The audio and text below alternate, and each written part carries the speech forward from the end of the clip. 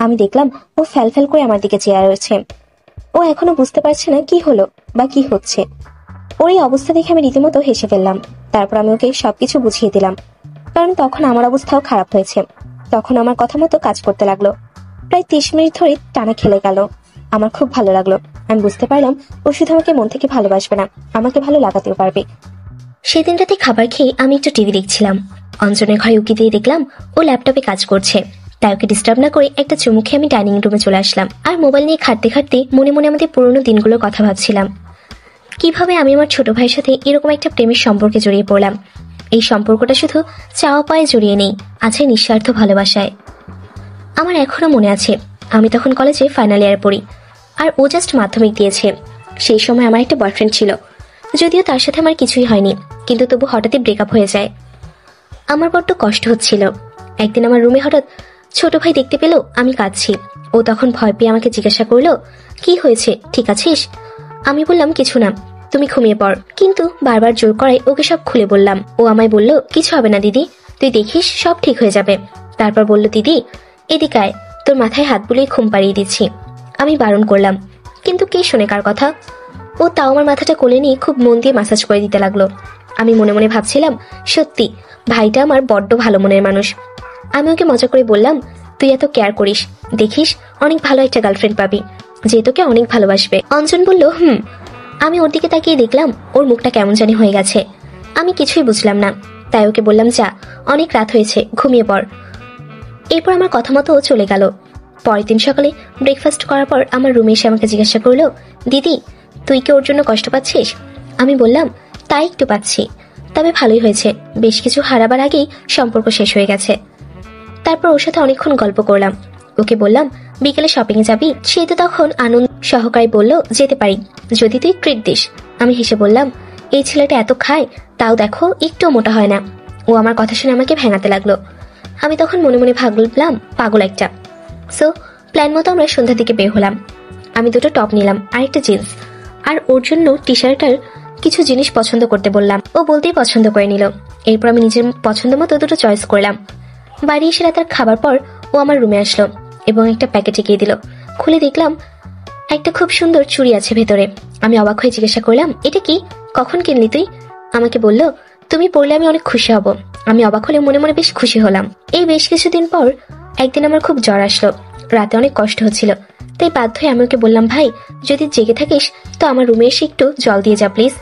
একটু পরে ও আমার রুমে এসে আমার অবস্থা দেখে ভয় পেয়ে গেল। তারপর সারা রাত আমার মাথায় জলপট্টি দিয়ে দিল। আমি ভোরের থেকে ঘুম ভেঙে দেখলাম বেচারা আমার পায়ের কাছে বসে ঘুমিয়ে পড়েছে। ওকে দেখে আমার মনটা কেঁদে উঠল। মনে মনে ভাবলাম, বেচারা সারা রাত আমার জন্য এইভাবে জেগেছিল। তাই ওকে খাটে শুয়ে দিয়ে ওর গায়ে একটা চাদর দিয়ে দিলাম। আমার জ্বর তখন একটু কমে এসেছে। তারপর সকাল উঠে সারাদিন আমার খোঁজ খবর নিতে থাকলো। ও এমনিতে আমার কেয়ার করতো আগে থেকেই, বাট এবার যেন একটু বেশি মনে হচ্ছিল ব্যাপারগুলো, যেন একটা পজিটিভ ব্যাপার ছিল ওর মধ্যে। যাই হোক, আমি কিছু বললাম না, ভাবলাম হয়তো আমাকে নিয়ে বেশি চিন্তা করছে। এইভাবেই সব চলতে থাকলো। জাস্ট একটা জিনিস লক্ষ্য করলাম, ওর আমার প্রতি কেয়ার জিনিসটা অনেকটা বেড়ে গেছে। মাঝে মাঝে মনে হচ্ছিল ও আমার গার্জিয়ান। জিনিসটা আমার একটু ভালো লাগলো, একটু আজব লাগছিল। কোনো বয়ফ্রেন্ড তার গার্লফ্রেন্ডকে শাসন করছে এমন লাগছিল আমার কাছে। এই বেশ কিছুদিন পর একদিন রাতে আমি বাথরুমে যাওয়ার সময় দেখতে পেলাম ওর রুম থেকে কেমন যেন একটা আওয়াজ আসছে। এরপর ওকে ডেকে কোনো উত্তর পেলাম না। ওর রুমে ঢুকে দেখলাম ওর খুব বাজেভাবে জ্বর এসেছে। আমি ওর কাছে গিয়ে মাথার কাছে বসলাম। তখনও বলল, দিদি প্লিজ এভাবে আমায় ছেড়ে যাস না, আমি তোকে ছাড়া থাকতে পারবো না, তুই কেন বুঝিস না? কথাগুলো শুনে আমি বেশ অবাক হলাম, বাট এরপর যেটা বললো শুনে আমার মাথা ঘুরে গেল। বলতে লাগলো, এটা কেন বুঝিস না, আমি তোকে ভালোবাসি, আমি তোকে নিজের থেকেও বেশি ভালোবাসি। তখন আমার মাথা কাজ করছিল না। আমি ও মাথায় জলপট্টি দিয়ে জোর করে আমার রুমে চলে আসলাম। মনে মনে ভাবলাম, ওর জ্বর কমার পর সকালে এটা নিয়ে কথা বলতে হবে। আমার মাথাটা গরম হয়ে গিয়েছিল তখন। যাই হোক, সকালে দেখলাম ও আগের থেকে অনেকটাই সুস্থ। তাই মা বাবা অফিস যাওয়ার পরেও আমার রুমে ডাকলাম। অঞ্জন আসার পর আমি রেগে গিয়ে বললাম, তুই কালকে রাতে এগুলো কি বলছিলি? ও চোরের মতো মাথা নিচু করে দাঁড়িয়েছিল। এটা দেখে আমার মাথা আরো গরম হয়ে গেল। আমি ওকে আবার বললাম, তোর লজ্জা করে না আমাকে নিয়ে এরকম ভাবতে? তোর মতো ভাই থাকার চেয়ে না থাকা অনেক ভালো। যা তুই এখান থেকে, আমার সামনে থেকে বের হয়ে যা, একদম আমার সামনে আসবি না, আমার সাথে কোনো কথাও বলবি না। আমি বুঝতে পারলাম আমার কথা শুনে ও চোখে জল নিয়ে ঘর থেকে বেরিয়ে গেল। এরপর প্রায় 2 সপ্তাহ ওর সাথে আমার কোনো কথা হয়নি, এমনকি তেমন ভাবে আমার সামনেও আসতে দেখিনি। একদিন ছোট মামাকে জিজ্ঞাসা করলো, আচ্ছা অঞ্জনের কিছু হয়েছে নাকি? ছেলেটার শরীর ভালো না, আর বেশ কিছুদিন ভালো করে খাচ্ছে না। এটা শুনে আমার একটু খারাপ লাগলো, তাই সেদিন রাতে সবাই ঘুমানোর পর কিছু না বলে আমার রুমে ঢুকলাম। আমি তখন দেখতে পেলাম সে বালিশে ফুপিয়ে কান্না করছে। ওকে দেখে আমার একটু খারাপ লাগলো। তখন মনে মনে ভাবলাম সেদিন ওভাবে বলা উচিত হয়নি, কিন্তু ও যেটা করেছে সেটাই বা কিভাবে মেনে নেই। মা আলাদা হলেও আমাদের বাবা একজনই। এরপর আমি ওকে ডাকলাম। আমার কথা শুনে ও চোখ মুছে উঠে বসলো। আমি ওকে জিজ্ঞাসা করলাম, তোর দাবি কি বল? শুনলাম খাচ্ছিস না, কি হয়েছে তোর? সে আমাকে বলল, কিছু না। আমি রেগে গিয়ে বললাম, কি চাস তুই? ও বলল, প্লিজ এভাবে কথা বলিস না আমার সাথে, আমি জাস্ট আর নিতে পারছি না। আমি তোর সামনে যাইনি, তাহলে এরকম করছিস কেন? নাকি তোর আমাকে সহ্য হচ্ছে না? আমি মরে গেলে কি তুই হ্যাপি থাকবি? ওর কাছ থেকে আমি এ ধরনের কথাবার্তা আশা করিনি, তাই ওর কথা শুনে আমার খুব খারাপ লাগলো। তখন আমি ওকে বুঝিয়ে বললাম, দেখ ভাই, এভাবে হয় না, আমি তোর দিদি হই, এগুলো কি ভাবছিস আমাকে নিয়ে? মাথা ঠিক আছে তোর? দেখ বাবু, পাগলামি করিস না, তুই অনেক ভালো একজনকে পাবি, যে তোকে সামনে রাখবে। ও আমাকে বলল, আমার কাউকে লাগবে না, আমি তোকে নিজের সবটাতেই ভালোবাসি। এই বলে কাঁদতে লাগলো। আমায় বলল, প্লিজ আমার ছেড়ে যাস না কারো কাছে, তাহলে আমি পাগল হয়ে যাব।